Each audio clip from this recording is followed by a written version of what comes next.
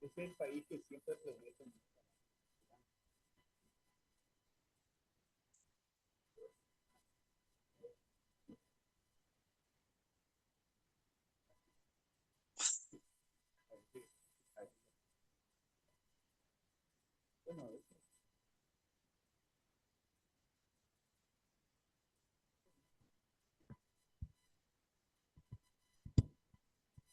Bueno, empezamos nuestro curso en el nombre del Padre, del Hijo y del Espíritu Santo. Amén.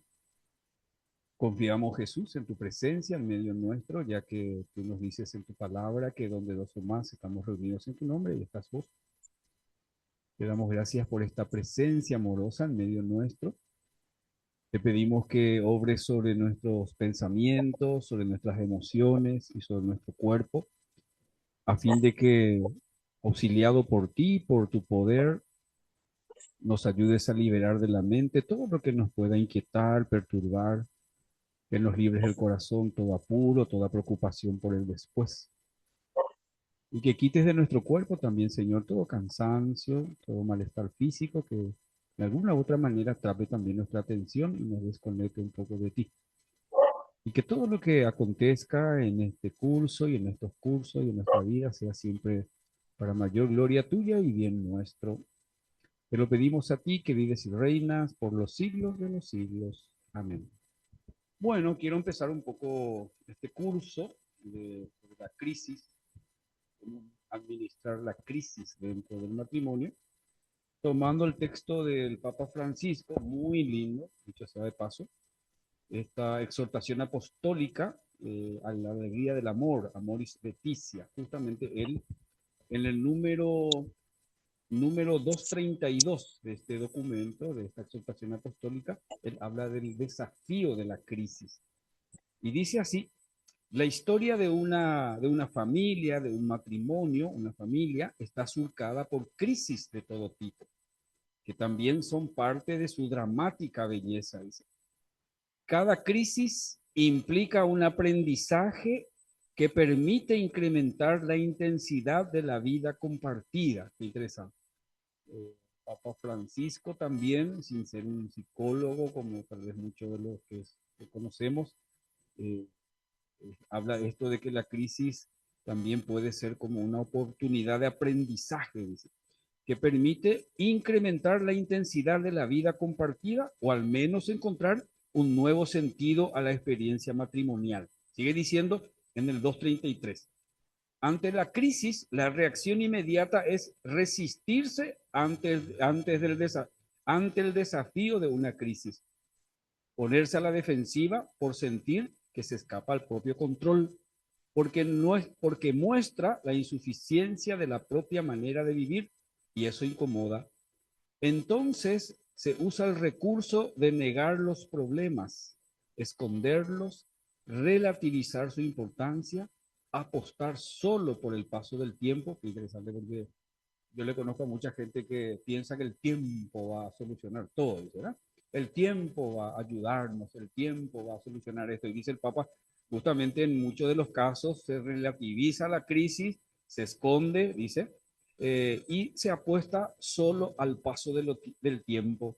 Por eso dice, por eso se retarda la solución y lleva a consumir mucha energía. Qué lindo, es un hermoso material también, y él también después hace una propuesta sobre cómo gestionar o cómo administrar la crisis, ¿verdad? Ahí tienen en el material que les puse una breve definición de crisis, una de las tantas que hay, de la crisis matrimonial.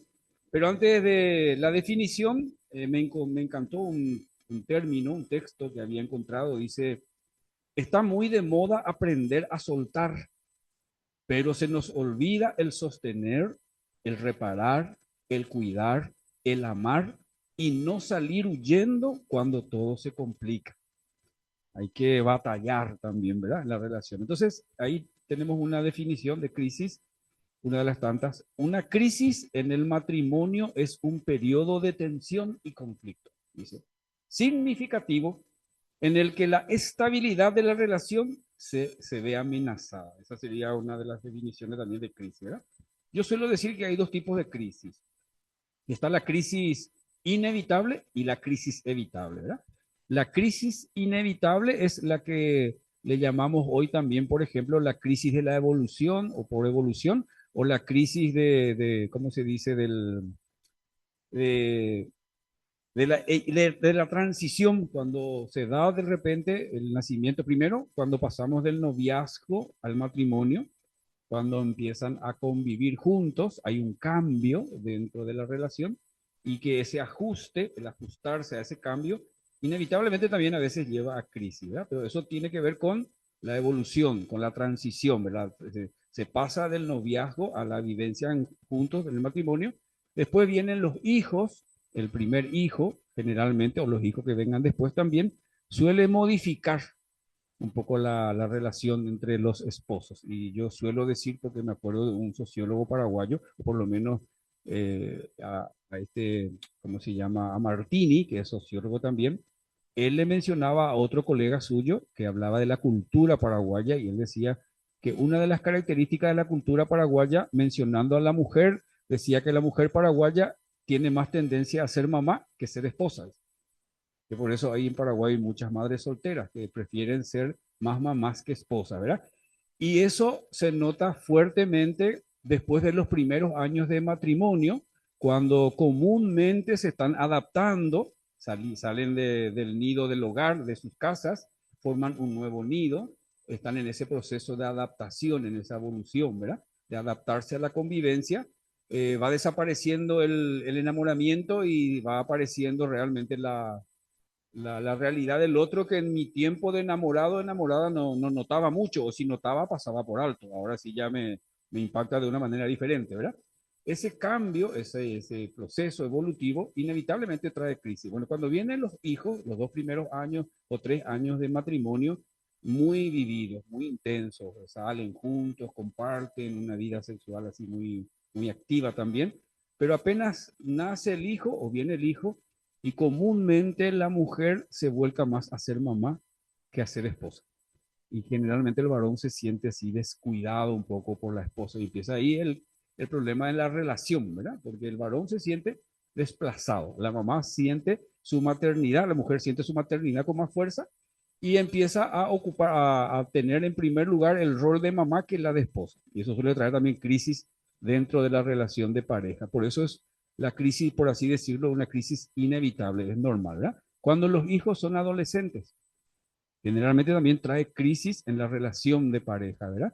¿Por qué? Porque muchas veces no hay unidad de criterio en la educación, en la formación, a veces demanda mucha energía por parte de ambos o de uno del que está más cerca de él, ¿verdad? Y suele ser también motivo de fricción entre los cónyuges, ¿verdad? Cuando el hijo es adolescente. Después, cuando los hijos se casan y se van, la famosa crisis del nido vacío, ¿verdad? Son estas crisis que yo le llamo inevitables, ¿no? Son inevitables porque es parte de la transición, es parte de la evolución, es parte del proceso, es parte del camino, ¿verdad? Pero que cuando aparecen las crisis, lo recomendable es que realmente se identifique la crisis y que ambos quieran superar la crisis, porque si una de las partes es la más interesada y la que pone más de sí para superar las crisis y la otra parte no está muy interesada, hay mucha asimetría en la energía que se invierte en la solución de la crisis, ¿verdad? Después, las crisis para mí que son evitables, crisis que pueden ser evitadas. Por ejemplo, las crisis que surgen, qué sé yo, ¿cómo se llama? La infidelidad es optativa, no es obligatoria. O sea, si la gente dice yo, no, como mi esposa no, o mi esposa o mi esposo no me cubren ciertas necesidades que tengo, entonces eso me llevó a ser infiel. Siempre digo que la infidelidad no se justifica. Siempre hay opciones y es cuestión de buscar las opciones, ¿verdad? Pero la infidelidad suele ser también una de las causas que se puede evitar que trae crisis, como por ejemplo, no solamente la infidelidad, los malos tratos, los tratos desagradables, los malos tratos por parte de uno de los cónyuges, que generalmente suele ser a veces el varón, trae consecuencias en la relación que podía evitarse mejorando el trato, por ejemplo, ¿verdad? Después también las malas decisiones, ¿verdad? malas decisiones que a veces tienen que ver con gastos que no le comparte a la esposa, tomó la decisión de invertir en algo sin consultar con la esposa. Esas malas decisiones traen crisis a la relación u otras malas decisiones, pero para mí entran dentro de las crisis evitables, se pueden evitar. ¿Por qué? Porque estas cosas se debería conversar, se debería hacer participar. Y el tema de la infidelidad, como les decía recién, si yo les suelo decir, bueno, mira, si te sentís insatisfecho, insatisfecha en tu matrimonio, lo ideal sería que converses con tu esposo y con tu esposa, que sea la comunicación y el diálogo lo que te ayude o les ayude a ir superando las dificultades que puedan tener en esa área, ¿verdad? Entonces, estas crisis, a mi parecer, son crisis evitables. Aquellas crisis que nacen de las malas decisiones, las crisis que nacen de los tratos desagradables, las crisis que traen de negligencias constantes, ¿verdad? Yo conozco parejas, por ejemplo, que conversan sobre sus diferencias, sobre sus dificultades. Después de ese diálogo, de esa conversación, elaboran una hoja de ruta, un plan para mejorar la relación, pero una de las partes comúnmente se olvida y no cumple. Entonces, como una cierta negligencia a cumplir su parte, a cumplir lo que prometió en esa conversación, y eso le desgasta a la otra parte, hace que la otra parte ya no esté muy animado o muy animada para conversar sobre sus diferencias, ya no esté muy animado también como para seguir en la relación, porque empiezan a decir, bueno, ¿y para qué tanto que hablar, que dialogar? Y al final llegamos a conclusiones que no se concretizan. Eso también genera de repente también a veces fricción en la relación, ¿verdad? Y también suelo diferenciar de las crisis, digo yo, de las crisis dentro de la pareja, que hay crisis que son crisis agudas y las crisis que son crónicas, ¿verdad? La intensidad y el tiempo de duración de una crisis aguda, por ejemplo, es menos que la intensidad y el tiempo de duración de una crisis crónica. En el fondo igual es crisis y pone en juego un poco la estabilidad emocional, la estabilidad del matrimonio, pero no es lo mismo una estabilidad, ¿cómo se llama? Perdón, una crisis aguda que una crisis crónica. La diferencia también es muy importante para saber cómo gestionar o cómo atacar esa crisis, ¿verdad? Un poquito más abajo yo les pongo ahí sobre, sí, ¿qué define una crisis matrimonial, ¿verdad? Y en primer punto, ahí en el primer puntito, puse conflictos acumulados no resueltos. Yo suelo percibir en ciertas parejas que aparecen los conflictos y no buscan solucionar el conflicto. Entonces, la suma de conflictos no resueltos inevitablemente le lleva a crisis. Hay gente como que no le presta mucha atención a los conflictos que van apareciendo. Los conflictos que aparecen de repente no lo enfrentan como deberían enfrentarles, ¿verdad? Y eso hace que esos conflictos no resueltos en el tiempo les lleve a una crisis, ¿verdad? Después le pongo también ahí pérdida de conexión. Se va gestando el divorcio emocional. Y acá tengo un materialcito muy interesante que les quiero presentar, en donde podemos identificar los síntomas del divorcio emocional. Yo siempre digo que el divorcio de papel no viene de la noche a la mañana, no se materializa de la noche a la mañana. El divorcio de papel se va gestando en el tiempo.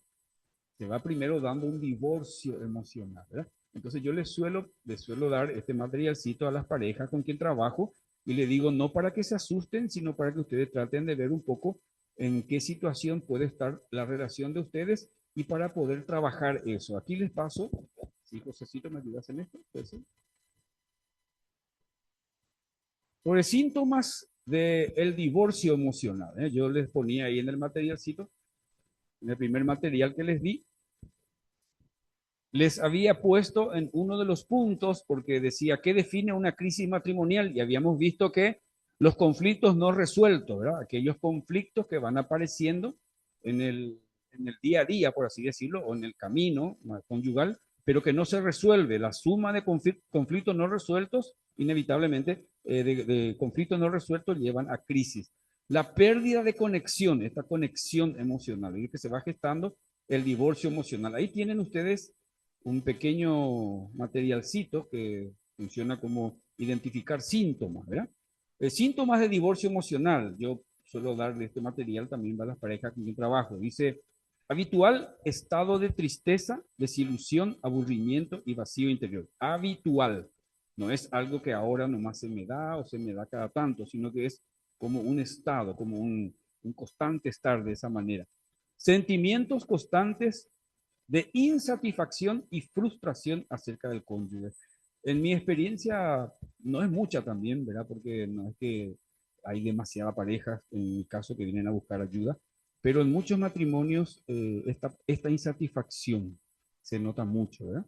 Y obvio que también frustración porque hay muchas expectativas de parte de una de las partes. Los dos siempre tienen expectativas. La mujer tiene expectativas sobre su pareja y el varón tiene expectativas también sobre su esposa. Y cuando las cosas no se dan según esas expectativas, aparece la frustración, ¿verdad? Por eso ahí dice sentimiento constante de insatisfacción, frustración acerca del cónyuge. Dice frialdad en la relación, como falta de pequeños detalles, de ternura, besos y abrazos. Miren que yo suelo diferenciar el amor efectivo del amor afectivo, así yo digo, ¿verdad? Generalmente muchos de los que yo conozco son muy buenos en el amor efectivo. ¿Qué quiere decir eso? No le hace faltar nada a su cónyuge. Por ejemplo, conozco varones que están siempre atentos a las necesidades materiales de su esposa. Pero ¿qué pasa? En el amor afectivo son un poquito secos, ¿no? Eso de dar ternura, de abrazar. Y en muchos casos, cierto, tiene que ver un poco con la historia de la persona, porque te dicen así, yo tampoco recibí mucho eso en mi familia, dice, ¿verdad? Pero en otros casos noto también que hay un factor cultural en donde que al varón no se le permite expresar cierto tipo de sentimiento. Por ejemplo, eso de llorar, de ser tierno, de ser amoroso. En muchos de los casos me acuerdo que uno me decía, no, eso es más propio de la mujer. Y en guaraní dicen, mira, cuñar en viapó, no es propio del varón. Sin embargo, él también siente, él tiene también necesidad de ser tierno, pero comúnmente es como que se reprime o se bloquea. Responde, a mi parecer, un poco a la historial de la persona, que tampoco recibió mucho afecto, mucho cariño en su historia, ¿verdad? Pero en muchos casos también un factor cultural. Después sigue diciendo, falta de comunicación y diálogo íntimo. Esa palabra íntimo yo suelo decir que la intimidad dentro de la pareja tiene tres niveles. El primer nivel, la intimidad romántica, lo del abrazo, mimo, cariño. El segundo nivel, que es parte también del nivel completo, el nivel de la intimidad sexual, ¿verdad? Y el nivel más profundo, yo le digo, es el nivel de la intimidad emocional. Y yo le digo así, uno puede desnudar su cuerpo, si no desnuda su corazón, igual se siente solo. Puede haber en la relación de pareja, le digo yo, intimidad romántica. Tenemos nuestro momento de abrazos, de besos, de ternura, la intimidad sexual propia de dentro de la vida conyugal, ¿verdad? Pero si no hay esa intimidad emocional, ese expresar cómo me siento, las cosas que tengo en mi corazón, ¿verdad? Yo conozco parejas que igual se sienten solos porque les falta esa intimidad emocional, ¿verdad? Pero eso sí también les suelo decir que para que uno pueda abrir su corazón, para que uno pueda tener esta intimidad emocional, requiere siempre de un marco de seguridad. Un marco de seguridad que incluye, yo le digo, tres cosas. Primero, sigilo. ¿Qué quiere decir eso? Que cuando yo te cuento algo, no salga de aquí. Si yo le voy a contar algo a mi esposa y después se entera toda la parentela, evidentemente ya no voy a contar. O le cuento algo a mi marido y después se entera toda la parentela, yo ya no voy a querer más abrir mi corazón. Pero yo necesito que lo que yo te comparto aquí, aquí termine. Ese sigilo, esa capacidad de guardar confidencia y secreto es fundamental. Segundo criterio, le digo yo, que yo no me sienta juzgado o descalificado o descalificada. Si yo voy a compartirle algo a mi cónyuge e inmediatamente me dice, sí, pero eso te pasa por esto, no tendrías que haber hecho así, ¿verdad? Ese tipo de respuesta, lo que comúnmente hacen la persona es que se siente juzgado o a veces está descalificado. Y en muchos casos, yo conozco casos, por ejemplo, donde dice, es demasiado con mi esposo o mi esposa minimiza lo que le cuento. Que dice, pero eso no es nada. Si vos supieras lo que a mí me pasa, entonces, cuando hay ese tipo de respuesta, que a lo mejor ni siquiera responde a ninguna mala intención, a lo mejor uno cree que esa respuesta es la que le va a ayudar al cónyuge, esa manera de expresarse es lo que le va a ayudar al cónyuge, pero el impacto que produce en el cónyuge, ya sea en el varón o la mujer, es justamente ya después tienen ese temor a abrir su corazón, cuando se sienten juzgados, descalificados, cuando de repente ahí se minimiza lo que siente, ¿verdad? La persona ya no quiere abrir su corazón. Entonces, están en una relación en donde hay intimidad romántica, intimidad sexual, pero no hay esa intimidad del corazón. Y como no hay la intimidad del corazón, entonces yo le digo a la gente, no estás cubriendo una necesidad psicológica vital. La intimidad emocional es una necesidad psicológica vital, que cuando no cubro me quedo vacío, me quedo solo, y que cuando cubro me siento muy satisfecho, muy satisfecha. Conozco casos de amigas y de amigos, por ejemplo, que tienen la gracia de poder abrir su corazón y mostrarse así tal cual son, expresar lo que ellos sienten ahí sin ser descalificados, sin ser juzgados, con la seguridad de que lo que yo le cuento al amigo o a la amiga ahí termina, y terminan llenos. Me acuerdo de dos chicas del grupo juvenil que decidieron ver una película un sábado a la noche, y después de eso, esa película les motivó a hablar, cosa que ellas hablaban, pero no en la profundidad que dialogaron en ese día, ¿verdad? Y recuerdo que una de ellas decía, vos sabés que Ángel dice, esa semana yo me quedé tan llena, estaba tan llena, dice, porque tuve la oportunidad de abrirle mi corazón a fulana y ella a mí, y los dos nos escuchamos, nos dimos esa posibilidad y me hizo sentir tan bien, decía, la importancia de abrir también el corazón en los lugares adecuados. De los santos, pues, les cuento algo.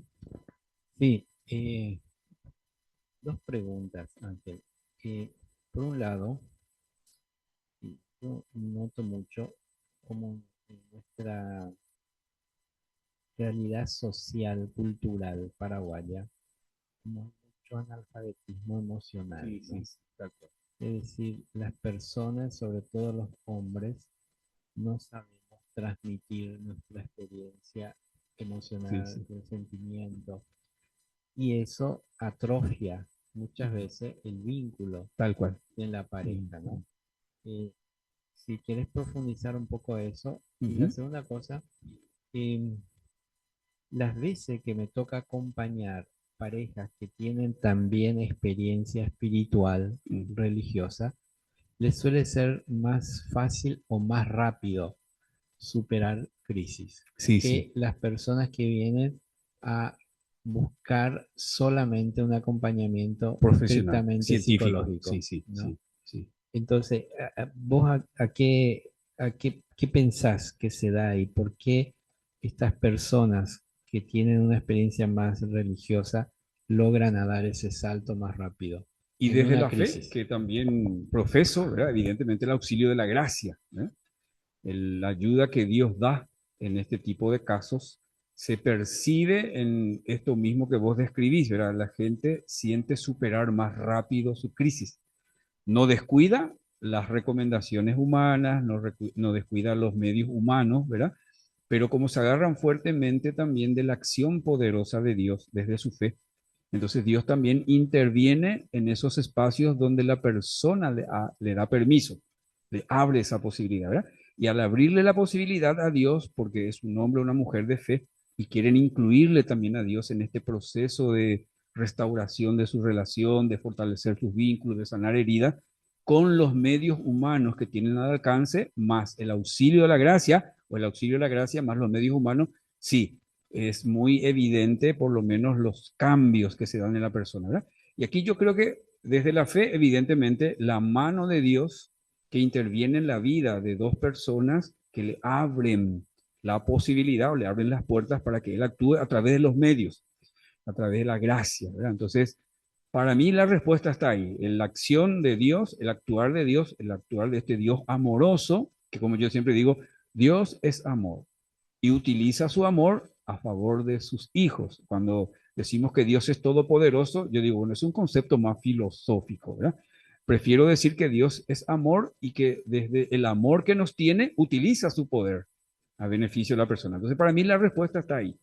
Es una acción amorosa de Dios sobre dos personas que le abren esa posibilidad, porque las personas, como bien decimos, pueden no abrirle, ¿verdad? Pueden creer que ellos nomás, con los recursos que tienen, con lo que están recibiendo a partir de la ciencia, ellos pueden superar la crisis, que de hecho también lo superan, pero es más lento. Entonces, para mí está ahí la respuesta, en el auxilio de la gracia, ¿verdad?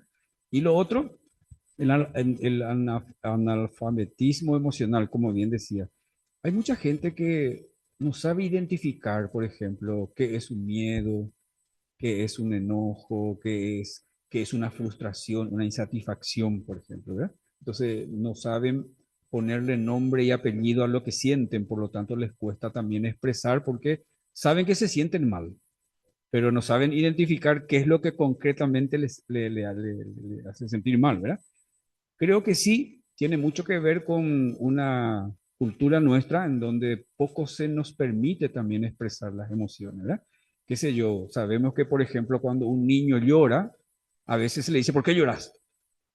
Como que llorar esté mal, por ejemplo. O el niño se enoja y a veces le dicen, ¿por qué te enojas? Cuando que no es el enojo el problema, sino que a lo mejor el niño golpeó, pateó, lo que sea.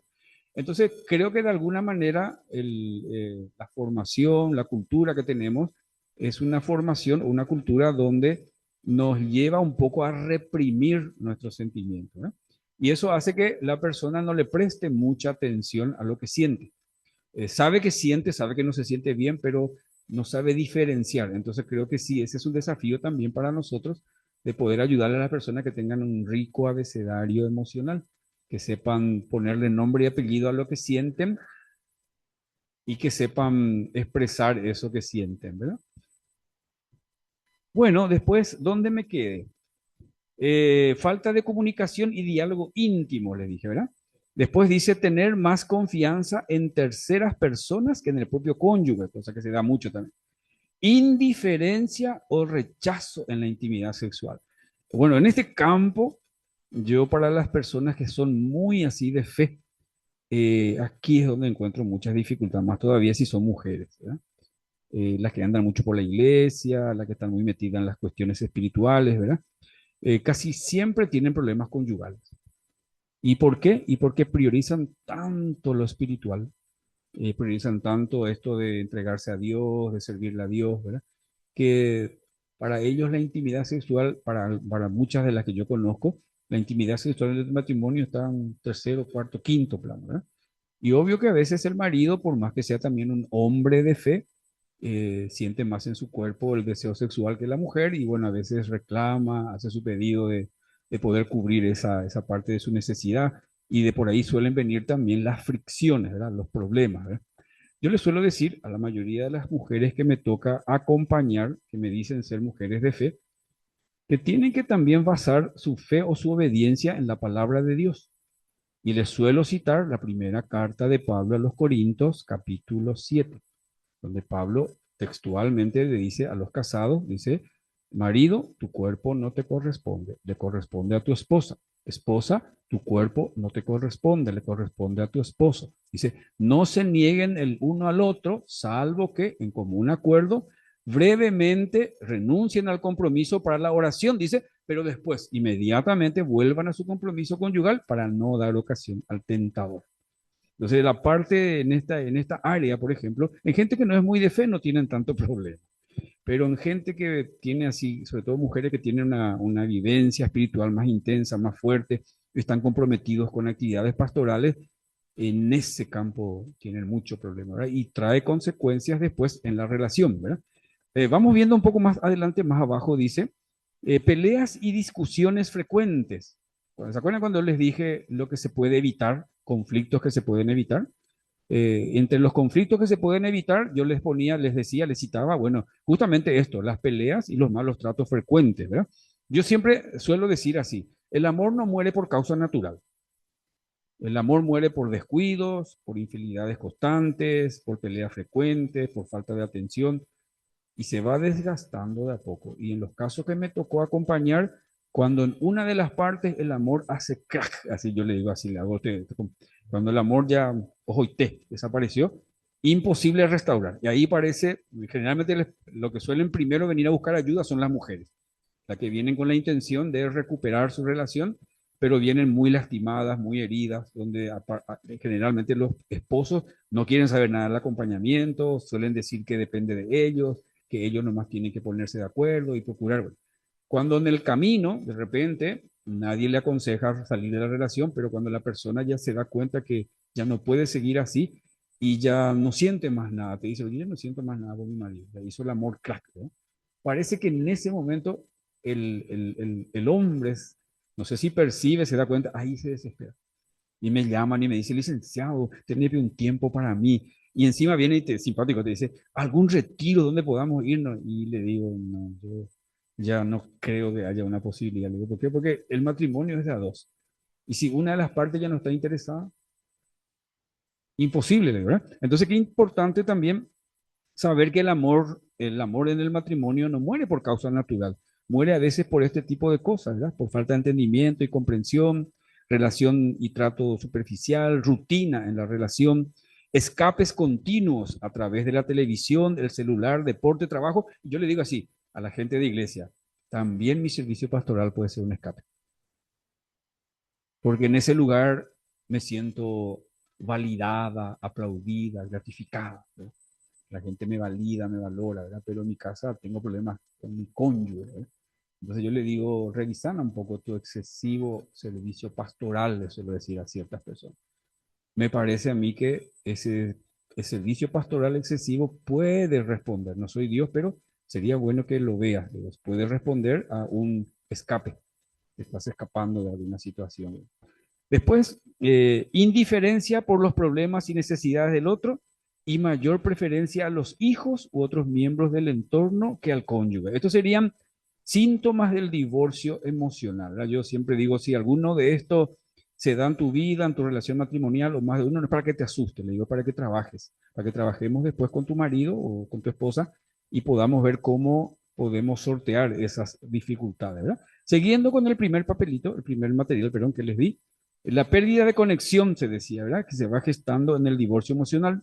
Y después lo que ya habíamos hablado, los momentos de transición, los momentos de cambio, cuando se rompe un poco la rutina, ¿verdad? Y ahí habíamos visto también con De los Santos los ciclos vitales en el matrimonio, ¿verdad? Que vienen, son parte de la realidad del camino. Y ahí entra lo que yo les decía, estos cambios, estos ciclos, inevitablemente traen crisis.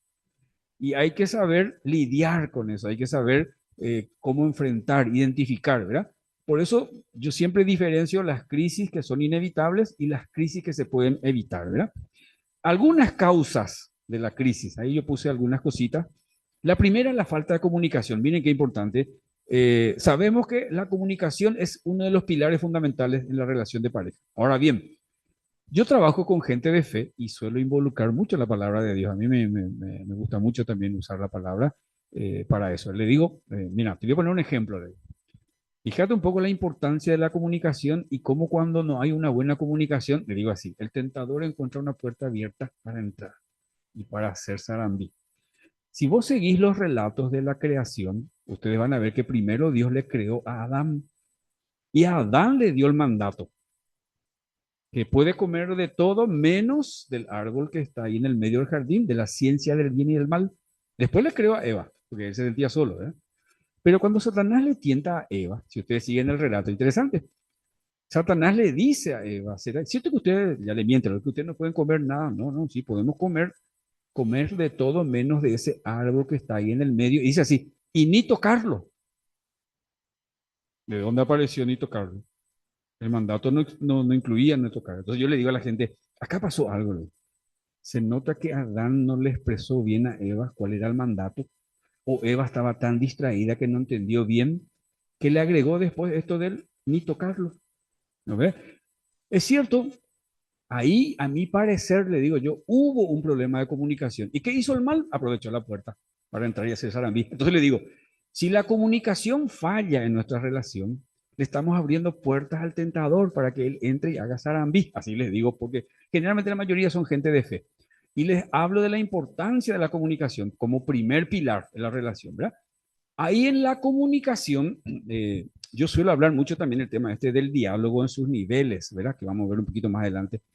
Qué importante también es el comunicarnos, le digo yo, o dialogar, pero no solamente en el nivel de la información, ¿verdad? Ahora estamos hablando del problema de los hijos, de la escuela, de la pastoral, ¿verdad? Y estamos dialogando, estamos comunicándonos, sí, le digo, pero más bien en el nivel de la información. Cuando yo de alguna manera empiezo ya a expresar cómo pienso sobre esa situación, allá involucro, pero estoy involucrando mi cabeza. Pero cuando yo expreso cómo me siento, estoy expresando, ya me estoy involucrando más profundamente, ¿verdad? Y para que la comunicación pueda tener como se dice, una base sólida y pueda conectarnos profundamente, le digo, qué lindo sería llegar a ese nivel, no solamente de compartir y comentar cómo, qué es lo que pasó en la escuela, la situación de los chicos, lo que pasa en la familia, y ahora te dice, sí, nosotros ahora hablamos. Y le pregunto de qué hablan. Y comúnmente hablan de muchísimas cosas, pero menos de ellos. Entonces ahí es donde yo digo, qué importante es que la comunicación llegue a ese nivel, que yo pueda expresar también mis sentimientos, ¿verdad? Cómo me siento y todo lo que sea. Siguiente, dice, diferencia en valores o metas, falta de coincidencia en principios, religión o planes de vida. Y aquí tenemos el tema de la infidelidad, eso dentro de lo que acompaño es el pan de cada día, que la gran mayoría de las personas que vienen por este tema. Y encuentro que los varones, por ejemplo, como no hubo un contacto físico con la otra parte, solamente intercambio de mensajes así tipo provocativos, cariñosos, dicen, no, yo no fallé, yo no me encamé con ella, yo no le toqué, dice, ¿verdad? Y comúnmente les suelo decir, mira, la infidelidad tiene grados. Y no importa si el grado de la infidelidad es el virtual, el que por vía mensaje nomás yo le puse un corazoncito. Basta que eso vea tu esposo o tu esposa, le digo, automáticamente la confianza se hiere. La primera herida que trae la infidelidad en la parte que descubre la infidelidad es la confianza. Y la segunda herida que trae la infidelidad, le digo, el autoestima baja, le baja la autoestima. Dice, ¿qué es lo que tiene la otra o el otro que no tengo yo? Y yo le digo así después, si es el varón el que padece la infidelidad, digo yo, el varón tiene una tercera herida. Las dos heridas normales en todas las personas. Y la tercera herida en el varón es su orgullo de macho herido. ¿Por qué? Porque yo puedo hacer, pero a mí no me hagan. Y cuesta un montón, esa parte es la que más cuesta, ¿verdad? Más cuando es el varón, la mujer la que le fue infiel. Bueno, y me dicen, pero licenciado, yo no sé por qué mi esposa hace tanto drama. Yo no le toqué, yo no me encamé. Entonces le digo, no, basta que descubra a tu esposa un mensaje con contenido romántico o erótico, automáticamente la confianza se hiere, ¿verdad? La confianza se hiere la autoestima, se apodera la inseguridad de la persona, empieza la persona a querer cuestionarle a la otra persona qué es lo que pasó, contame todo. Yo lo suelo decir a veces cuando, y yo le pregunto lo que me diga, todo lo que quiero saber porque eso me va a hacer sentir bien. Yo le digo, sí, te puede decir, pero no creo que le creas porque tu confianza está herida, le digo. Entonces, por más que te digan la verdad, no vas a creer. Y le vas a andar repitiendo y repitiendo y repitiendo, le digo. Entonces, la infidelidad inevitablemente trae también conflictos, crisis muy fuertes en el matrimonio. Y hay casos donde ya, no hay este caso. Hay casos donde sí, ¿verdad? Pero cuando se da, por lo menos en mi experiencia de acompañamiento, a veces, si es el varón el infiel, la esposa le dice, andate vos sos el que necesitas. Y vienen también porque quieren, ¿verdad? Pero a veces sería tan lindo que venga también la mujer porque ayudarle a entender, por ejemplo, cuál es el impacto por ejemplo, que inevitablemente le va a venir, yo se lo decía, mira, a tu mente te va a venir inevitablemente cada tanto el recuerdo de lo que pasó. Eso lo decía así. Y cuando venga ese recuerdo, si vos le prestas atención, inevitablemente va a hacer que vos te sientas mal. Y eso va a repercutir después en tu relación. Entonces, solo cuidado lo que escuchas, cuidado lo que lees. Pero cuando vienen los dos, es más fácil el acompañamiento. Pero cuando viene uno solo, bueno. Factores externos puse ahí. El estrés laboral, dificultades financieras, tensión con la familia política, muerte de un hijo. Suele también traer problemas, o sea, traer crisis en la relación, ¿verdad? Enfermedad grave de uno de los cónyuges, cuando es la esposa o el esposo el que tiene que cuidar a su esposa porque tiene una enfermedad grave o el esposo es cuidado por la esposa, hay una asimetría. Es uno o una la que da más y es desgastante porque si tiene hijos también que cuidar, es todo un tema, ¿no? O sea, todo un tema dentro de lo que es la relación. Es parte también de la crisis. Y factores internos que puse yo acá solamente como citar heridas, ¿verdad? Heridas no sanadas. Y puedo, si me permiten, leer un poco algo que también el Papa dice en este hermoso material con respecto a las heridas. Él habla mucho también de este tema. Dice, ahora que necesito, no sé. Él habla también de qué importante es reconocer que tenemos heridas que necesitamos sanar, ¿verdad?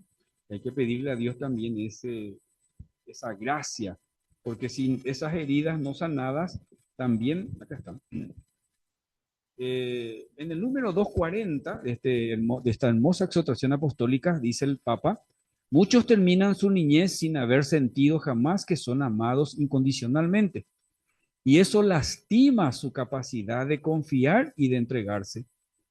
Una relación mal vivida con los propios padres, hermanos, que nunca ha sido sanada, dice él, reaparece y daña la vida conyugal, algo que no fue sanado. ¿Sí?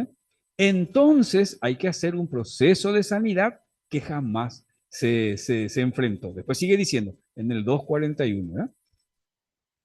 No, no, en el 239 dice, es comprensible que en las familias haya muchas crisis cuando alguno de sus miembros no ha madurado su manera de relacionarse porque no ha sanado heridas de alguna etapa de su vida, que también suele ser influyente, ¿verdad? Muy bien. ¿Alguna pregunta con respecto a esto? Y así dialogar, en forma dialogal hacemos un poco este encuentro. ¿O hacemos un corte comercial? Corte comercial. Sí. Muy bien.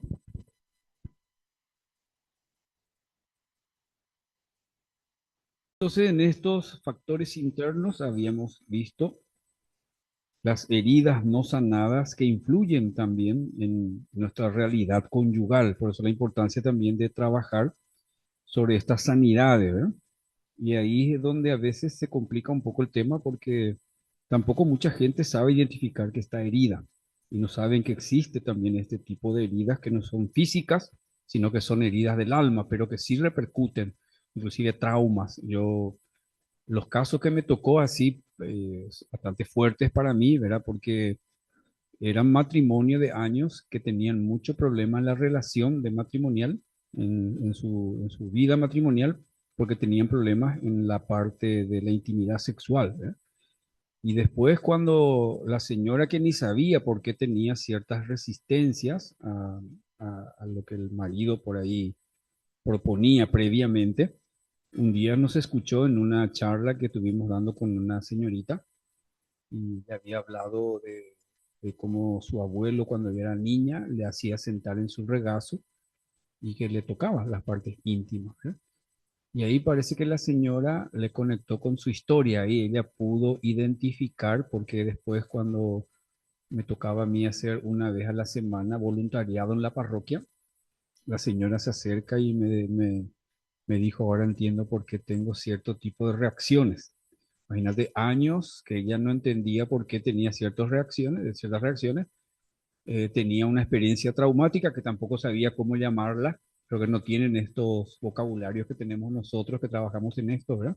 Así como vimos hace rato que hay personas que te dicen no me siento bien, pero no saben qué es lo que realmente sienten, porque no tienen esa riqueza de abecedario. Bueno, entonces, como estas heridas no sanadas, por ejemplo, heridas de abandono emocional, que hace que la persona tenga a lo mejor un hambre de afecto más de lo normal. Yo le suelo hacer comparaciones a veces a las parejas, le digo, mira, tal vez el problema no esté tanto en tu marido o en tu esposa, le digo, depende de quién sea el que me manifiesta, que siempre espera mucho de su esposo, de su esposa, que sea más cariñoso, más cariñoso. Le suelo decir que el problema puede pasar por vos, le digo, y acá no es para que te sientas mal, sino es cuestión para identificarlo, ¿verdad? Supongamos que vos tengas mucha carencia afectiva porque tenés una historia de abandono emocional, de orfandad afectiva, le digo, ¿verdad? Entonces, claro, te deja a vos con un hambre afectivo más de lo normal. Y sucede que tu esposo o tu esposa, por hacerte una comparación, le digo, te puede dar un plato de comida y vos querés dos. No te llena ese un plato que te da. Y entonces vos demandás, exigís, ¿verdad? Porque querés que te dé él o ella esos dos platos de comida, porque tu hambre es grande. Sin embargo, eso es lo que él o ella te puede dar. Entonces, a veces el problema no está afuera. Ese problema está en uno, ¿verdad? Que de repente tiene estas carencias, tiene sus traumas. Y ahí es donde entra el desafío que dice el Papa, qué importante es hacer este proceso de sanidad, algo que nunca se hizo, pero que por lo menos uno tome en cuenta de que sí necesita sanar y que haga este proceso de curación, ¿verdad? Pero también hace rato en el entretiempo, hablando con José, José también querías preguntar algo, ¿verdad, José? Entonces, por eso ahora puede servir también a los que están siguiéndonos o lo que van a escuchar después en algún momento también a través de la... Sí, estaba diciéndote que me sirvió escuchar mucho lo que dijiste hace rato sobre que acá en Paraguay particularmente las personas no saben identificar, hay una gran mayoría de personas que no saben identificar sus emociones. Mm. Te conté también, te decía que hay otro Grupo de grupo de personas, sí. personas que a diferencia de estas personas que no pueden identificar sus emociones, ya se identifican con sus emociones. ¿En qué sentido? En el sentido de que piensan, por ejemplo, darle un, como vos dijiste, un valor moral a las emociones. Por ejemplo, me hicieron algún tipo de daño, ¿verdad? Puede pasar, qué sé yo, en una relación de pareja, de trabajo, de amistad. Alguien me ofendió o alguien me hizo algún mal, por decir así, y yo me enojo. Mm. Entonces yo me siento mal, ¿Por qué te pues enojas? claro, Mm. porque digo, soy una persona iracunda, soy una Mm. persona rabiosa, Mm. y eso muchas veces a mí particularmente me llevó a una espiral Mm. de creer constantemente de que no soy una buena persona porque tengo dudas, por Mm. ejemplo, Mm. por mi fe o por Mm. cosas así. Entonces, no darle una categoría moral de Mm. repente a las emociones Sí, también. sí. Muy importante porque comúnmente la gran mayoría de las personas que conozco también sí le ponen categoría moral a lo que sienten. Por ejemplo, si sienten enojo, piensan que el enojo es malo, entonces procuran reprimir o procuran, qué sé yo, ni siquiera manifestar que están enojados, ¿verdad? Sin embargo, las emociones no tienen categoría moral, no son buenas ni malas en sí, ¿verdad? Las emociones podemos decir que son, pueden ser agradables, desagradables, perturbadoras, incómodas, ¿verdad?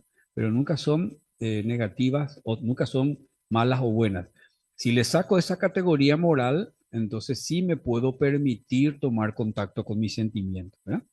Yo suelo expresarme de esta manera, suelo decir que el enojo es una reacción emocional normal, te digo normal, es una reacción y le pongo el acento de eso, en reacción. Porque para mí la respuesta es deliberada, la respuesta es pensada, la reacción es instintiva. Si yo te pongo algo caliente ahora aquí, cerca por tu cuerpo, inmediatamente uno hace esto, ¿verdad? Una reacción, es una reacción instintiva. Entonces le digo, es una reacción emocional normal ante el maltrato o ante el trato injusto, por ejemplo, que uno padece o de personas que son cercanas a mí. Y les suelo decir a las personas con quien trabajo o a quienes a veces me dirijo, que si en un caso de trato injusto hacia mi persona, de un trato de maltrato hacia mi persona o hacia personas cercanas a mí, yo no siento enojo, le suelo decir, a vos te falta un jugador en la cancha, así dicen los argentinos, Neymenbay, en otra palabra, ¿no? Es normal. Por ejemplo, la tristeza. Yo le digo, la tristeza es una reacción emocional normal ante la pérdida. Una de las, ¿verdad? Cuando uno tiene una pérdida, inevitablemente aparece la tristeza y la tristeza suele tener intensidad de acuerdo a los sentimientos que yo tengo, aquello que perdí. Si demasiado quería aquello que perdí, mi mascota, evidentemente voy a sentir mucha tristeza. Bueno, y mucha gente cuando empieza a aparecer la tristeza, el enojo o la duda, si por ahí es persona de fe, entonces ya se sienten mal, se sienten como que están sintiendo cosas que están mal, ¿verdad? Y el problema no está ahí. El problema está justamente en que es bueno que uno identifique lo que siente, ¿verdad? Y que tenga la formación o la posibilidad de poder gestionar eso que siente, ¿verdad? Y el acento, si vamos a hablar de categoría moral, yo le digo, la categoría moral está en la acción. Por eso siempre cito Efesios 4:26. Si se enojan, dice Pablo, no dice no se enojen, si se enojan, no lleguen a pecar.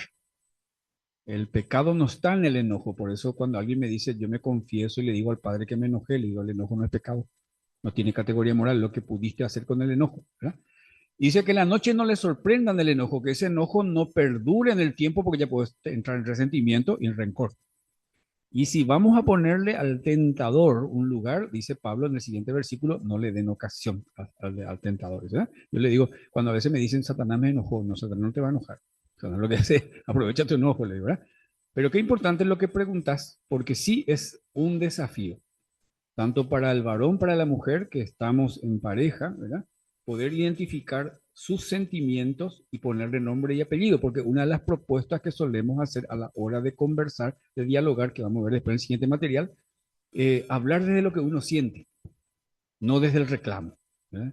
No es lo mismo, qué sé yo, que yo le diga, por ejemplo, a mi esposa porque está muy contenta con sus parientes y se fue a la mañana temprano, ya son las 8 de la noche y no está apareciendo, que yo le llame y le diga, che, ¿vos te casaste con ellos o conmigo? Estoy reclamando. Sin embargo, si le hablo de los sentimientos y le digo, por ejemplo, mi amor, o sea, que yo te extraño, te quiero ver también, vení, pues. La reacción es diferente. O cuando, por ejemplo, suelo poner ejemplos en donde tu esposo está llegando tarde y vos le reclamas.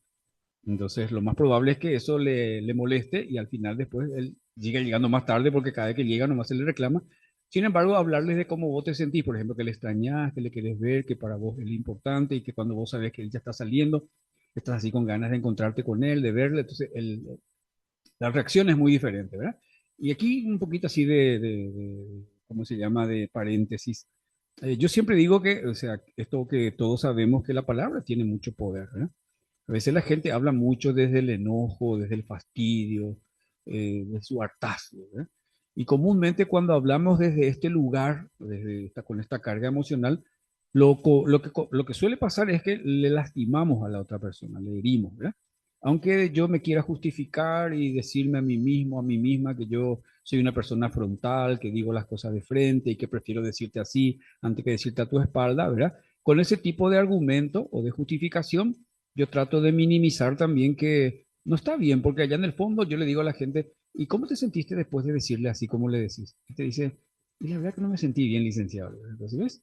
No es el camino. Entonces, la palabra tiene mucho impacto. Y ahí le digo así a las personas, vos podés tener toda la buena intención del mundo, le digo. Vos querés hablar con tu marido, querés hablar con tu esposa, querés solucionar un conflicto, querés, por ejemplo, aportar lo tuyo para ver qué es lo que se puede hacer. Intención.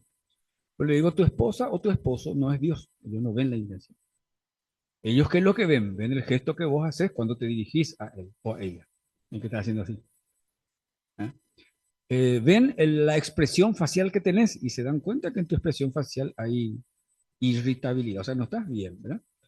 Ven los gestos, la expresión facial, escuchan la palabra y el tono que usas. Y le digo, eso produce un impacto en el psiquismo de la persona. Y basta que tu mente o nuestra mente interprete ataque. Automáticamente se activa el mecanismo de defensa. Y yo me puedo defender de dos maneras, ¿verdad? Yo me sentí atacado por vos. Tal vez tu intención no era atacarme, le digo. Tu intención era aclarar conmigo algo. Tu intención era hablar de un tema que necesitábamos conversarlo para que la relación mejore.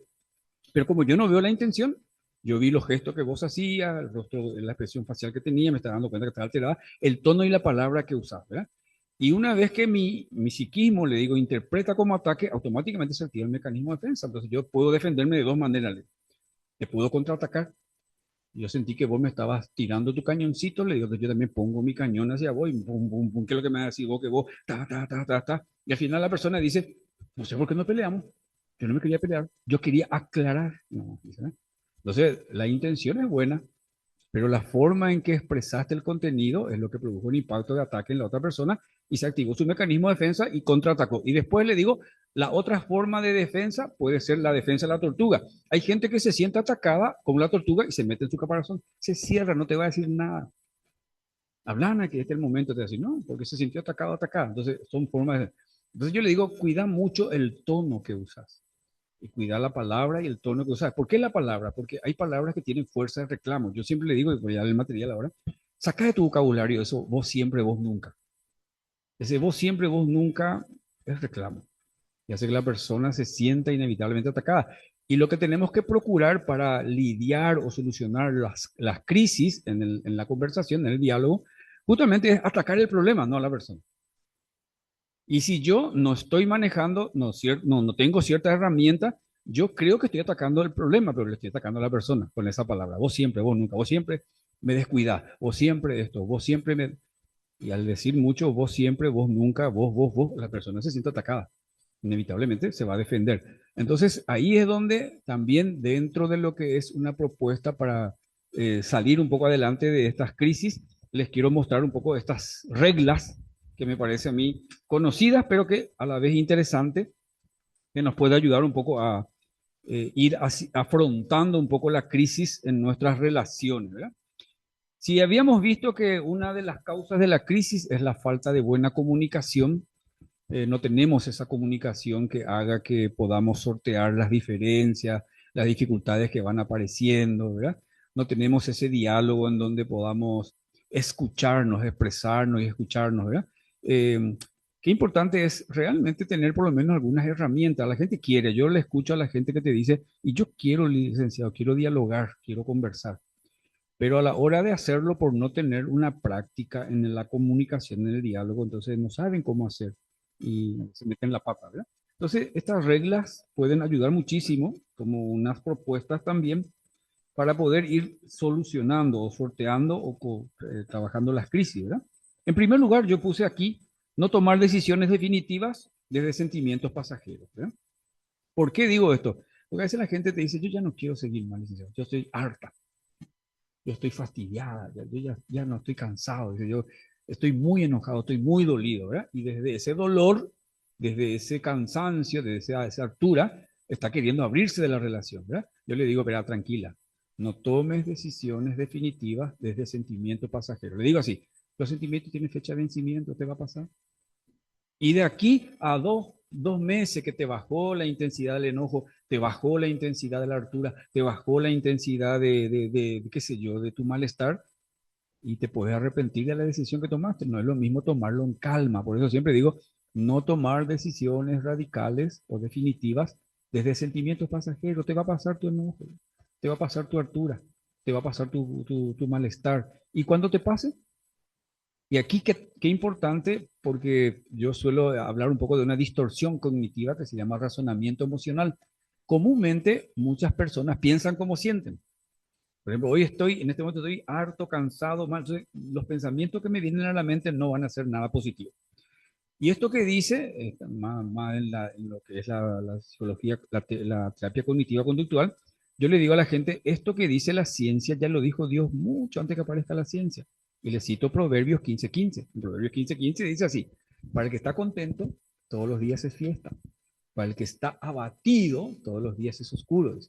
Ahí le digo, mira, uno proyecta su futuro de corto, mediano y largo plazo desde su estado de ánimo. Le digo, yo te pongo un ejemplo. Voy a estar recontra entusiasmada porque vos querés comprar algo. Vamos a suponer un terreno, le digo así. Vos tenés los recursos, tenés la plata, siempre te gustó ese terreno. Sucede que yo soy tu amigo y yo conozco mejor de bienes raíces, de ubicación, y te digo esto, mira, me parece que no va a ser una buena inversión, viste que es un lugar bajo, ahí tenés que, si vas a invertir en ese terreno, vos ya tenés toda la solución. Porque estás con entusiasmo, entonces vos ves todo positivo. Entonces, no, esto yo hablé con fulano, voy a hacer así, ¿verdad? Hasta inclusive le digo, podés pensar de que yo soy mala onda, que quiero poner palo a la rueda, a lo que te estoy ofreciendo, ¿verdad? Lo contrario, hace 2 semanas que me venías hablando que querías un cargo dentro de tu trabajo, que aspirabas a ese lugar, ¿verdad? Y hace 3 días más o menos que no estás bien, anímicamente, ¿verdad? Y venís y me traes, me comentás, ¿sabes qué, licenciado? Me dieron ese trabajo que yo tanto quería y yo me alegro, digo, ah, qué bueno, qué lindo. Y vos me decís, pero no sé si voy a agarrar. Pero ¿por qué? Porque está mal. Como está mal, entonces piensa, pero le digo, ¿ves? Eso dice la palabra y eso es lo que dice la ciencia hoy, la famosa distorsión cognitiva. Razonamiento emocional, estás pensando, ¿cómo sentís? Por eso, cuidado, no tomes decisiones importantes desde emociones pasajeras o sentimientos. ¿Por qué? Porque vas a pensar cómo sentís, ya no sirve, esto ya no va a funcionar, esto ya tal cosa. Y después cuando te pase eso, puedes cambiar tu perspectiva, le digo, ¿verdad? Entonces, si no querés desde una propuesta, aceptar desde una propuesta científica, te digo lo que dice la palabra, le digo. Para que estés contento, trata en lo posible de tranquilizarte para que después veas qué decisión tomar, ¿verdad? Entonces, por eso puse ahí, no tomar decisiones definitivas de sentimientos pasajeros, ¿verdad? Hablar desde la calma, no desde el enojo. Yo le suelo citar a un santo que también escuché, no es que yo le leí, pero le escuché a un sacerdote predicar en un retiro, y él decía que San Felipe Neri, hablaba de San Felipe Neri, dice que San Felipe Neri decía a sí mismo, mi corazón y mi lengua hicieron un pacto. Mi lengua no va a decir nada mientras mi corazón esté agitado. Porque generalmente cuando estamos así muy turbulencia interna, lo más probable es que lo que yo diga lastime, hiera, ¿verdad? Pero ahí es donde entra también las ofertas que yo suelo hacer. ¿Por qué te digo? Porque la gente dice, pues yo quiero hablar, yo necesito hablar. Yo le digo, bueno, a lo mejor direccionado a él no. Pero podés tener tus lugares seguros, tus vínculos de contención.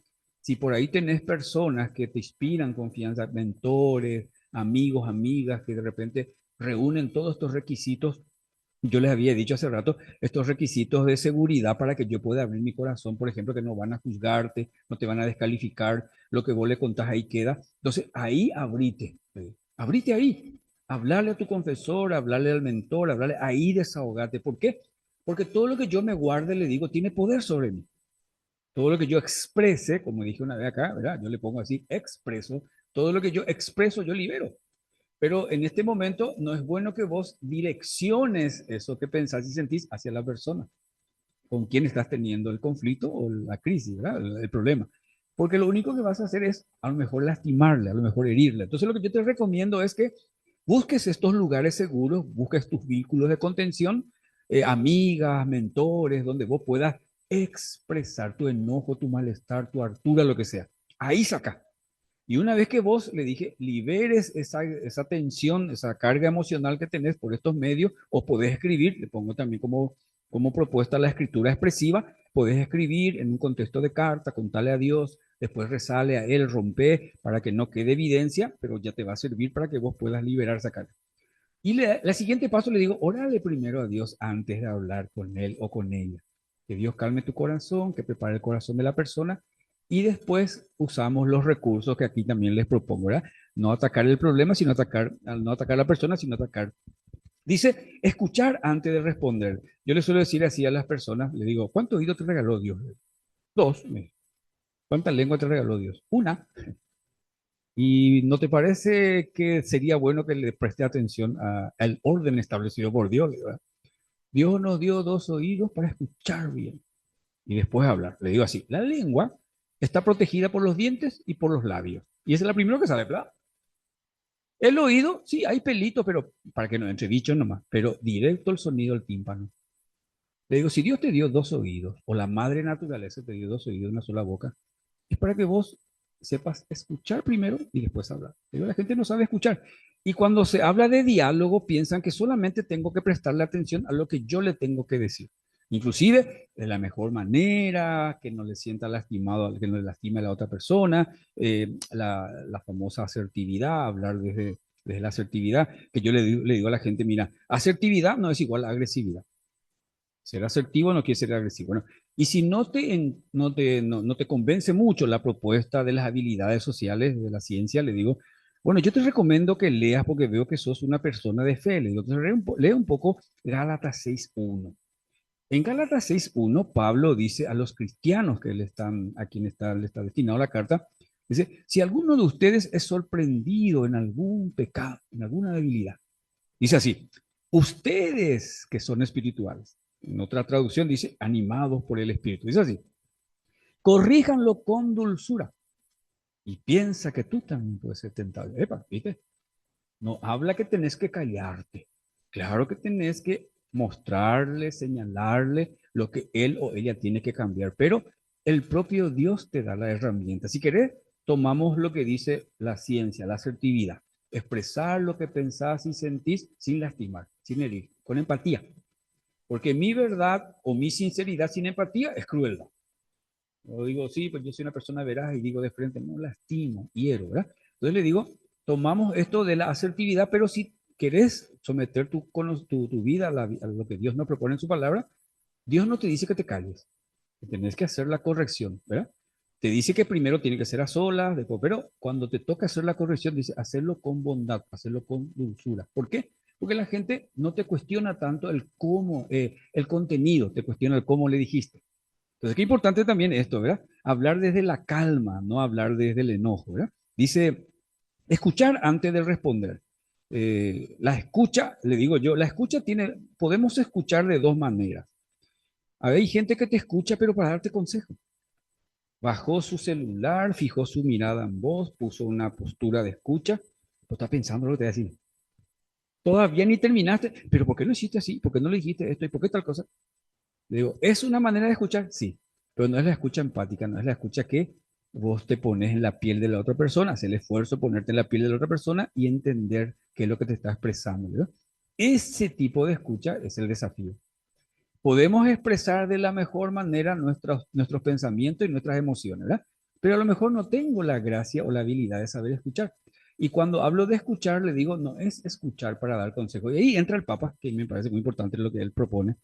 Hay una palabra que él utiliza, dice tres palabras que tienen poder para crear un clima emocional muy lindo dentro, más agradable de la familia. Dice, gracias, perdón y permiso. Permiso, por ejemplo. Si te está hablando tu esposo o tu esposa, te está expresando lo que él piensa, lo que siente, lo que le pasa, y a vos te dan ganas de darle ya un consejo, una orientación, que él a lo mejor responde a una buena intención, le digo. Vos le querés ayudar y le querés decir, ¿verdad? Pero la palabra que el Papa te propone es decir, permiso, ¿me permitís? ¿Me permitís, mi amor, darte mi parecer sobre ese tema? ¿Me permitís expresar de lo que yo pienso? Si la otra parte te dice, no, yo quiero que me escuches, no, no te voy a quedar enojado. Porque vos pediste permiso y la persona te expresó lo que quiere. ¿Y por qué es importante que pidas permiso? Porque a veces hay gente que cree que la otra persona quiere que le escuchen, ¿no? Y después dice, pues yo le digo y no me dice nada. ¿Y por qué no le decís nada? Y porque yo creo que ella me quiere que le escuchen nomás, ¿verdad? Entonces, qué importante esa palabra permiso. Cuando la otra persona te está abriendo su corazón y expresando lo que siente, lo que piensa, ¿verdad? Y de repente te dan esas ganas ya de darle tu parecer, de decirle qué es lo que puede hacer para sentirse mejor o lo que fuese, la palabra permiso para saber si la otra persona quiere simplemente que le escuches o quiere también tu parecer. Y le digo así, cuando te dicen, no, yo quiero solamente que me escuches, no te vayas a enojar, porque generalmente también hay gente que se enoja y dice, no quiero que le diga lo que yo pienso, pienso lo que yo no sé, o que no, en ningún momento que te dijo eso, te dijo que no, que quería solamente que le escuche. Qué importante el tema de la escucha, ¿verdad? Siguiente dice, se ataca el problema y no a la persona. Diferenciar persona de comportamiento, ¿verdad? Yo siempre le digo lo que hace Dios. Dios separa pecado de pecador. Dios aborrece el pecado, pero ama al pecador. Nosotros nos juntamos por el pecado, ya le aborrezco al pecador, ¿verdad? Diferenciar persona de comportamiento. Entonces, señalar el comportamiento, la actitud, por ejemplo. No es lo mismo decir, contigo no se puede organizar nada porque vos sos irresponsable. Ahí le está atacando a la persona. Vos sos irresponsable. Lo ideal sería atacar la irresponsabilidad, por ejemplo, la puntualidad. Hablamos sobre la impuntualidad, la importancia de ser puntual. Ataco el problema, no le ataco a la persona. Si yo uso ese vos, la persona se siente atacada e inevitablemente se va a defender y puede que haya fricción más fuerte todavía. Entonces se ataca el problema y no la persona. Se ataca el problema de falta de comunicación y no decir, vos luego no hablas, vos luego no te expresas, vos. Así que la persona se siente atacada y ya se siente incómoda, ¿verdad?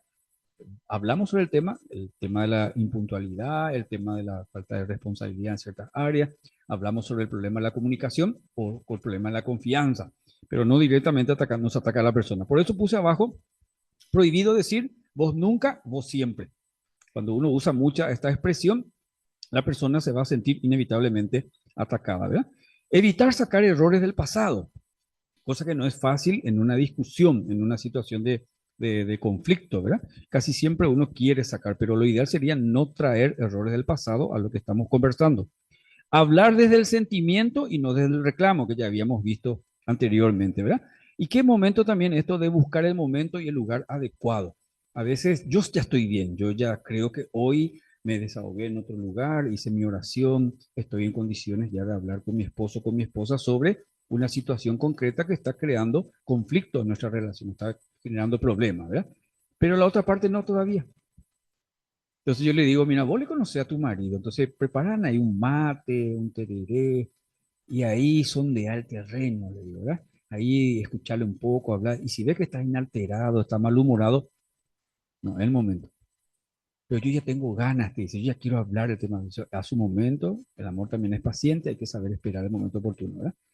Y ver, porque después, si vos le notas a la persona que ya está así abierta, está dispuesta, yo siempre le digo, al atacar el problema, le digo así, trata en lo posible de decirle, bueno, primero de cómo vos te sentís y donde vos mismo le digas a la otra persona, por ejemplo, yo entiendo que por ahí a lo mejor no fue tu intención, yo creo que a lo mejor por ahí estabas también un poco alterado, ¿verdad?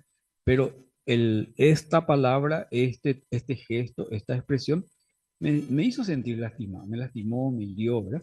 Pero yo entiendo que no es tu intención, inclusive hasta le arropas con un manto de comprensión y la persona ya no se siente atacada en ese momento, ¿verdad? Después dice, aceptar los errores y pedir las disculpas sinceras. Evitar amenazas de ruptura. Mira que vamos a dejarnos si vos no mejorás, mira qué tal cosa. Elaborar acuerdos y cumplirlos. Ahí es donde yo también veo, conozco parejas que tienen muchos problemas, porque no tienen problema para dialogar, no tienen problema para señalar lo que tienen que mejorar. Y también hacen su hoja de ruta, pero después se quejan porque una de las partes se olvida fácilmente de lo que tienen que hacer, ¿verdad? Dice, no da gusto, dice, hablamos y llegamos a acuerdo. Él o ella reconoce perfectamente lo que tiene que aportar, dice, pero al final otra vez no hace, se olvida y ya me cansa, le dicen, ¿verdad? Suele ser también otro motivo de... Después dice perdonarse y seguir el camino, ¿verdad? Como unas propuestas desde una mirada más humana, ¿verdad? Desde lo que podría ser los medios humanos para sortear las crisis. Pero también quería compartir con ustedes los medios sobrenaturales que suelo proponerle también a las parejas, porque las que vienen por lo menos en mi consultorio, el 100% son personas de fe. Entonces se me hace más fácil involucrarle a Dios en el camino, ¿verdad? Un solo paciente que ya no está viniendo más, una sola persona que vino a buscar ayuda que realmente Dios nada que ver en su vida, ¿no? Con un sentimiento de culpa que traía de una vida pasada, ¿verdad? Que hacemos el proceso, el camino, ¿verdad? Pero le cuesta más, porque si él pudiera agarrarse de Dios, pedirle perdón a Dios, se sentiría mucho mejor, ¿verdad? Pero estamos haciendo un camino, ¿verdad? Entre las propuestas, entre los aportes que la gracia también puede hacer en nosotros, yo le suelo hablar de esta manera. Le digo, cuando la Virgen le apareció a los videntes de Medjugorje, con la advocación de Nuestra Señora de la Paz, cierto, no tiene todavía un reconocimiento oficial de la iglesia, pero se sigue peregrinando a ese lugar, la gente sigue yendo a ese lugar, ¿verdad? La Virgen le dijo a los videntes que nosotros, los seguidores del Señor, los cristianos, los hijos de Dios, seguidores de Jesús, de su Hijo Jesús, contamos con 5 piedritas. Dice, ¿eh? ¿Se acuerdan el caso de David que iba a enfrentar a Goliat? Dice el libro de la Biblia, que David pasó por un arroyo y juntó 5 piedritas en su bolsa, con uno nomás le tumbó a Goliat, ¿verdad? Ella le decía a los videntes que nosotros contamos con 5 piedritas que son capaces de destruir cualquier Goliat, ¿verdad? Cualquier cosa que parezca grande para nosotros. Yo le digo, entonces, este conflicto o esta crisis que ustedes tienen, que parece tan grande y que parece que no tiene salida, humanamente hablando, le digo, puede ser destruido o puede ser vencido si nos agarramos de estas 5 piedritas. La primera, dice la Virgen, confesión. Y habla de confesión frecuente, por lo menos una vez cada 15, una vez. Confesión, rosario diario, ayuno, palabra de Dios, Biblia y Eucaristía. 5 piedras. Oración, ¿cómo se llama? Confesión frecuente, rosario diario, ayuno, una vez cada tanto, ¿verdad? La palabra de Dios, la meditación de la palabra de Dios, Biblia y ¿cómo se llama? La Eucaristía. Entonces yo le digo, estas 5 piedritas podemos decir así, el CRAVE, C-R-A-V, CRAVE, ¿verdad? Confesión, rosario, ayuno, Biblia y la Eucaristía, ¿verdad? 5 piedras que si nosotros utilizamos, tenemos la posibilidad con esas herramientas o esas piedras que Dios pone a nuestro alcance, dice, de destruir cualquier gigante o cualquier Goliat que se presente en nuestra vida. Dice. Qué interesante. De por sí, como decía hace rato de los santos, las personas que se agarran de los recursos espirituales por ser personas de fe, uno nota el progreso, uno nota, ¿verdad? Y inclusive a veces yo digo, si yo pudiera registrar todo esto, a lo mejor hubiese hecho un doctorado, ¿no? Porque uno va en consultorio, va constatando que cuando la persona es abierta a la acción de la gracia, porque es persona de fe, y vos le incluís a Dios en su proceso de restauración personal o conyugal, sin dejar la parte humana, porque está el otro extremo que solamente se agarra de todo lo que tenga que ver con la fe, que justamente estamos hablando hoy. Hay mucha gente que tiene fe mágica, piensa que Dios nos va a solucionar todo. Pero yo les digo, mira, para que Dios haga lo suyo, le pongo la comparación que siempre suelo usar aquí, ¿verdad?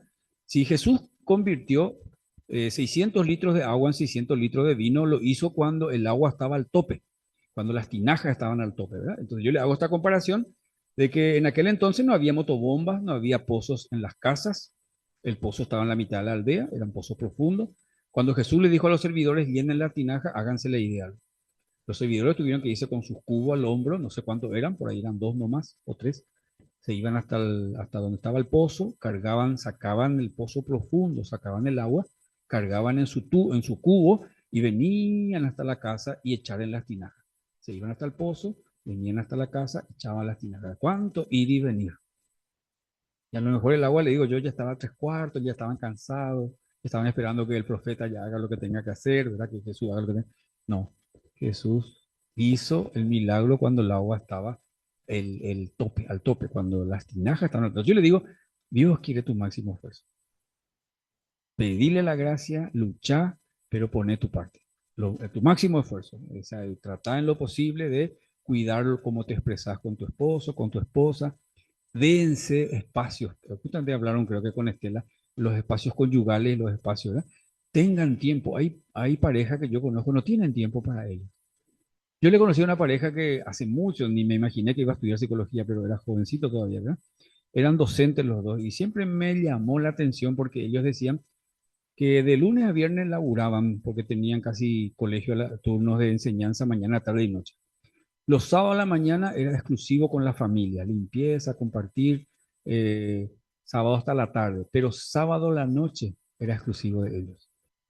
Ellos o sí, religiosamente, si tenían plata iban a comer algo, a bailar, y si no tenían, dicen, no, íbamos en la plaza, llevábamos el tereré, el mate y conversábamos, ¿verdad? Y los domingos, otra vez, día familiar. A la mañana, el sábado a la mañana, con sus hijos, limpieza, todo lo que sea familia. A la noche, o sí, cuando nuestros hijos eran chicos, le llevábamos. Pero después ya le dejábamos la casa a la madrina, la casa a la abuela, y por lo menos 2, 3 horas nos escapábamos, y ese tiempo era nuestro. Qué lindo, ¿verdad? Porque eso es lo que poco comúnmente uno ve en las parejas, ¿verdad? Muchos están más volcados a los hijos, a cuidar a los hijos, a tratarle a los hijos, salir con los hijos, que no está mal, ¿verdad? Pero no tienen ese espacio exclusivo de ellos. Entonces yo le digo, poné tu parte, salgan ustedes un poco más a menudo, organícense, le digo, traten de no hablar de problemas cuando salen, hablen de cuando eran novios, de cómo se conocieron, de las cosas lindas que les pasó, ¿verdad? Y quiero hacer un paréntesis ahí porque participan en un retiro de un matrimonio, un movimiento familiar matrimonial de la iglesia. Y el sábado a la noche, me acuerdo bien, era un momento en donde cada pareja tenía que contar cómo le conoció a su pareja. Y cada cual contaba cómo le conoció a su pareja. Pero ¿cuál era lo lindo después? Que el que dirigía el retiro les hizo leer que ahí Dios intervino en ese momento en que ellos se conocieron, de la forma que se conocieron, que ahí estaba la mano de Dios. O sea, desde una experiencia netamente humana, les llevó a ver que el Señor estaba ahí en ese momento, que fue Él que les hizo conocer para que después se casen, ¿verdad? Revivir esos momentos cuando éramos novios, salir a compartir, le digo, sin hablar de problemas, hablar de ustedes, salir un poco, qué sé yo, si de repente los hijos ya son un poco más grandecitos, se negocia, vayan un poco un fin de semana, salgan, vayan al hotel, a un hotel donde dormir juntos, o sea, dense también ese tiempo para hasta su vida sexual, le digo, ¿por qué? Y porque a veces dentro de la casa, lo más mecánico posible, ¿verdad? Porque ahí están los chicos y todo ese tipo de cosas. Poné tu parte, poné todo lo que esté a tu alcance, la forma de cómo le tratas a tu esposo, a tu esposa, le digo, ¿verdad? Pero agarrate de la gracia, Dios va a hacer su parte, pero vos tenés que hacer todo tu parte. Y cuando se agarran realmente de los recursos que Dios pone al alcance de ellos y ellos quieren, ¿por qué? Porque si una de las partes no está interesada en la reconstrucción del matrimonio, se hace difícil, pero cuando los dos quieren, 100%, ¿verdad? Bueno, más o menos esas propuestas, desde una perspectiva más humana, estas reglas que les presenté, ¿verdad?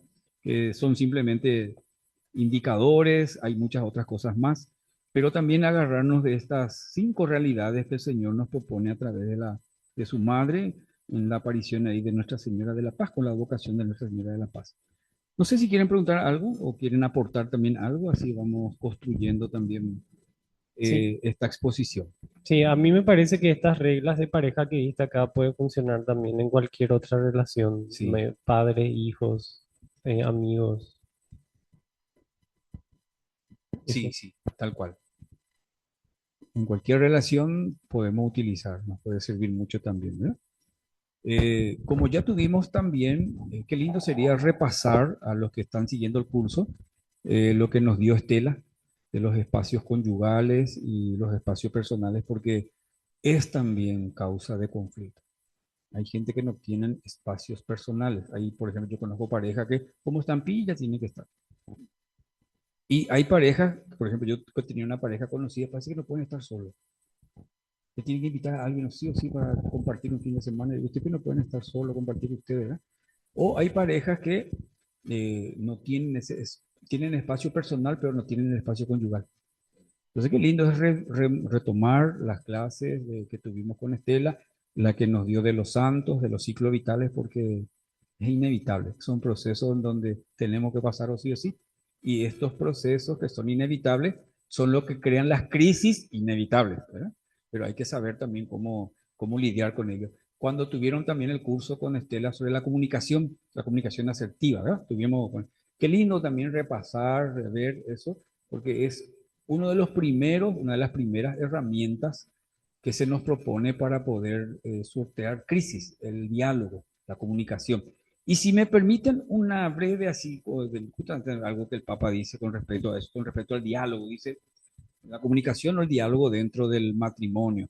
El diálogo es una forma privilegiada e indispensable de vivir, expresar y madurar el amor en la vida matrimonial, familiar y sortear las crisis. Dice, darse tiempo de calidad, que consiste en escuchar con paciencia, atención, hasta que el otro haya expresado todo lo que necesita. En lugar de comenzar a dar opiniones o consejos, hay que asegurarse de haber escuchado todo lo que el otro necesita decir. Desarrollar un hábito de dar importancia real al otro, dice. Y así, es importante, dice, la capacidad de expresar lo que uno siente sin lastimar, utilizar un lenguaje y un modo de hablar que pueda ser más fácilmente aceptado o tolerado por el otro, aunque el contenido sea exigente. Plantear los propios reclamos, pero sin descargar la ira como forma de venganza y evitar un lenguaje moralizante que solo busque agredir, dice, ironizar y culpar a la otra persona. ¿Eh? Tener gestos de preocupación por el otro y demostración de afectos. Qué lindo, muy interesante, que habla también de la importancia del diálogo, la comunicación, para poder fortalecer vínculos y para poder también sortear las crisis que podamos experimentar en nuestro camino de pareja. Y si podemos rever en los cursos anteriores, mejor todavía. ¿Alguna preguntita? Ya. Mira, yo quería decir, a modo de ir cerrando la clase, en primer lugar, gracias porque en un momento dado yo había comentado que estas clases me sirven también para mí, no solamente desde el punto de vista humano, sino también profesional, ¿no? Porque me dedico a acompañar personas, ¿no? Entonces realmente me sirve. Y por lo menos para mí eso es motivo suficiente para seguir con estas clases, ¿no? Y agradecerte porque, porque no es fácil encontrar personas que tengan la formación, por un lado, desde la palabra, desde la teología, desde la espiritualidad, y por otro lado, desde la ciencia, ¿no? La formación y la experiencia, ¿no? Y agradecerte por eso, porque estos tres materiales que nos acaba de dar, a mí me sirve para muchísimas cosas, ¿no? En el acompañamiento. Y también decir que, bueno, que hoy empezamos a visualizar junto con Ángel el siguiente curso que queremos iniciar entre agosto y septiembre acerca de la formación de tutores en el acompañamiento psicoespiritual, ¿no? Vamos a, quizás en la próxima clase ya vamos a poner un poco más en luz, ¿no? Queremos hacer un curso bien serio, con un proceso para formar personas que realmente puedan después acompañar a otras personas, ¿no? Y estas cosas se pueden hacer gracias a que hay personas ya formadas, ¿no? Para que podamos ir formando también desde ahí. Agradecerte por eso, Ángel. Y bueno, este es un tema que realmente es inacabable, Tal cual. Sí, ¿no? sí. Es un tema que Hay mucho que tiene decir. Hay mucha miles tela de por aristas, cortar, como se dice, ¿no? muchas aristas tiene, ¿no? Me gusta también este aporte al documento de la doctrina social de la Iglesia, los escritos del Papa Francisco en particular, ¿no? Con un lenguaje profundamente humano, ¿no? Eso me parece muy interesante que seguramente vamos a poner también Sí, sí. en programa nuevamente. Yo siento que el curso que hicimos sobre la doctrina social de la Iglesia nos quedamos muy cortos. Tendríamos que rever ese curso porque realmente hay mucha riqueza, ¿no? En todos los documentos de la Iglesia que tenemos que todavía enriquecernos más, conocer más, ¿no? Todo eso y más todavía en nuestra comunidad que nació para los laicos en particular. Tener ese conocimiento de la doctrina social es algo esencial, ¿no? Porque es lo que de algún modo nos distingue en cuanto al conocimiento en el mundo del laico, en el Tal cual. mundo laboral, en el mundo profesional, el hecho que uno tenga incorporado ciertos conocimientos, ciertas experiencias, ¿no? Desde una experiencia de fe y lo que nos integra también como Ujú. persona cristiana. Bueno, todo eso me nace decirlo muy espontáneamente, gracias también a esto de la clase que nos acabas de dar. Amén. ¿Podemos terminar con una oración? Una breve oración. En el nombre del Padre, del Hijo y del Espíritu Santo. Amén. Señor Jesús, te damos gracias por este momento que nos regalas, por la oportunidad, Señor, de ir formándonos como seguidores tuyos, sobre todo para que podamos también ser luz para otras personas.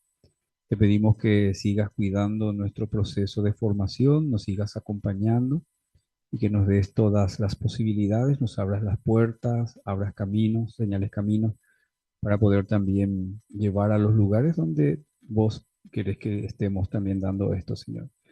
Te lo pedimos a ti, te agradecemos y te pedimos a ti esa gracia, que vives y reinas junto con el Padre y el Espíritu Santo por los siglos de los siglos. Amén. En nombre del Padre, del Hijo y del Espíritu Santo.